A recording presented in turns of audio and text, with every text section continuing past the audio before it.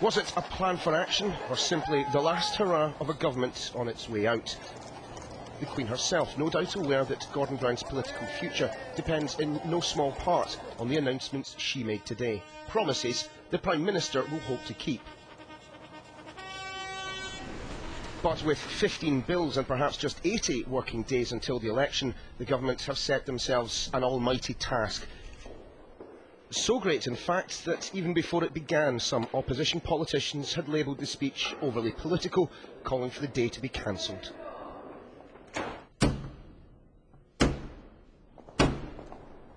Little chance of that, but the polls strongly suggest a new government after the election. Clear dividing lines between government and opposition of paramount importance if the current administration are to hold on to power. My government's overriding priority is to ensure sustained growth, to deliver a fair and prosperous economy for families and businesses. My government will introduce a bill to enable the wider provision of free personal care to those in highest care need.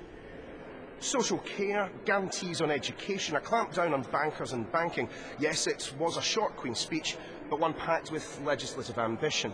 But these are mere words unless the bills pass through both Houses of Parliament, and that is by no means certain. The opposition leader went on the offensive, asking why so much had been left unmentioned in the Queen's speech, challenging the PM directly on expenses. Let him stand up now and tell us that together we can pass the laws to implement Kelly in full.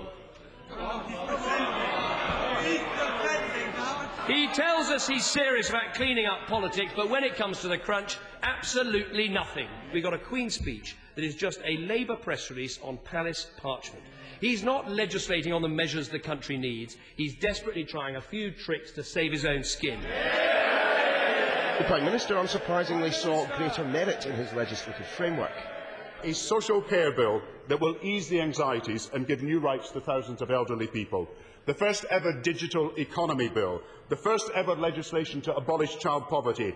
The second historic climate change and energy bill. For pupils, the first guarantee to catch up tuition. Making parents also responsible for antisocial behaviour of their children. When we propose these measures, we are speaking up not in the party interest, but in the national interest. There was one surprise: extra help for unemployed young people and graduates. Yet still, the Liberal Democrat leader accused him of using legislation as a comfort blanket.